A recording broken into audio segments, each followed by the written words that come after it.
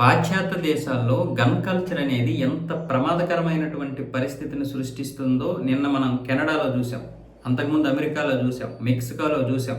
ఇక్కడ విపరీతమైనటువంటి gun culture, licensed గన్లు ఉంటాయి కానీ వాళ్ళు ఏ మానసిక పరిస్థితుల్లో ఉంటారో తెలియదు. దాంతో ఆ గన్ని విపరీతంగా ఉపయోగించి చంపేస్తూ ఉంటారు, వాళ్ళని వాళ్ళు చంపుకుంటూ ఉంటారు. నిన్న కూడా కెనడాలో బ్రిటిష్ కొలంబియా ప్రాంతంలో టంప్లర్ రిడ్జ్ సెకండరీ పాఠశాలలో జరిగిన కాల్పుల్లో నిందితురాలతో సహా 10 మంది అయితే చనిపోయారు. ఆమె పేరేమొచ్చేసి జెస్సీ వాన్ రూల్ సెలార్. ఈవిడ ఒక ట్రాన్స్జెండర్ అంట, 18 సంవత్సరాలు. అదే స్కూల్లో అంతకుముందు చదివింది. ముందు తన కుటుంబ సభ్యులు, వాళ్ళ అమ్మగారిని, ఆ తర్వాత సవతి సోదరుడిని చంపేసి ఆ తర్వాత ఈ స్కూల్లోకి వచ్చి 8 మందిలో 7 మంది పిల్లల్ని చంపేసింది. తను కూడా తర్వాత చనిపోయింది.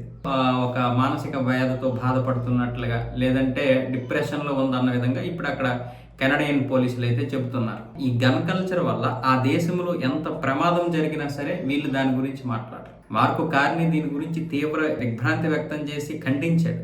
ఆయన వెళ్లాల్సినటువంటి పనులకు కూడా వాయిదా వేసుకున్నాడు. కానీ ఈ గన్ కల్చర్ అనేది ఎంత ప్రమాదమో ప్రపంచానికి తెలిసినా వీళ్ళు దాన్ని మాత్రం మాట్లాడరు దాని గురించి.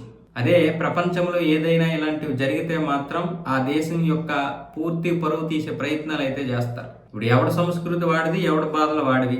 అదే వీళ్ళ దేశానికి ఈ సంస్కృతి ఉంది. అదే మనలాంటి దేశాల్లో ఏదైనా జరిగిందంటే మాత్రం దాన్ని ఒక పెద్ద భూతద్దంలో చూసి చెప్తారనమాట.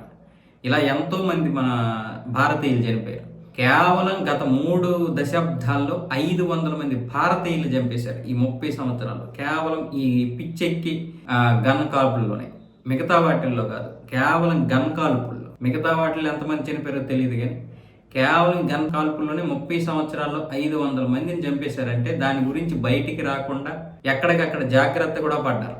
అయినా సరే మనకి అవన్నీ రోకు, మనం వాటిని ఇంకా ఎక్కువ ఇచ్చేస్తాం. అమెరికా అంటే ఇది, అమెరికా అంటే అది అని.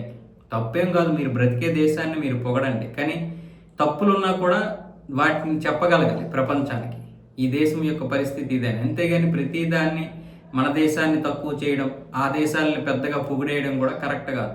దానివల్ల మిగతా విద్యార్థుల మీద ఆ ప్రభావం పడుతుంది. దాని నుంచి మొదటి నుంచే వాళ్ళు ఈ దేశంలో మనం బ్రతకలేమేమో, ఈ దేశం మంచిది కాదేమో, విదేశాలంటే ఇంకా బాగుంటాయేమో, విదేశాల్లో లైఫ్ బాగుంటుంది అనుకునే ఉద్దేశంతో కూడా చాలా మంది ఉంటున్నారు. అంటే బ్రతుకు తెరువు కోసం వెళ్ళడం తప్పు కాదు, కానీ మొదటి నుంచే వాళ్ళలో ఒక దేశం మీద నెగిటివ్ అనేది వచ్చేస్తుంది మీరు నిజాలు చెప్పకపోవడం వల్ల కూడా. ఈరోజు సోషల్ మీడియా ఉంది కాబట్టి వీటన్నింటి గురించి తెలుస్తుంది, లేకపోతే తెలుస్తుంది ఏంటి. ఈరోజు ట్రంప్ గారు చేసినటువంటి ఆ జెఫ్రీ ఎప్స్టీన్తో కలిసి ఆ సెక్స్ స్కామ్ ఏదైతే ఉందో, ఆ సెక్స్ స్కామ్ కావచ్చు, పిల్లలతో కావచ్చు, అది ఎంత దారుణమైనటువంటి పరిస్థితుల్లో వాటిని ఇప్పుడు పక్కదోవ పట్టించడానికి ఏవేవో చేస్తున్నాడు వాడు. కానీ ఇప్పుడు ఒక్కడూ మాట్లాడు దాని గురించి. మన భారతీయులు ఒక్కరైనా చెప్పారా? ఎందుకు ఏమైనా చెప్తే మళ్ళీ మిమ్మల్ని అరెస్ట్ చేస్తారు. అదే నరేంద్ర మోదీ గురించి ఒక చిన్న మెయిల్ వచ్చింది, దాని గురించి ఓవర్ యాక్షన్ చేస్తున్నారు ఇక్కడ.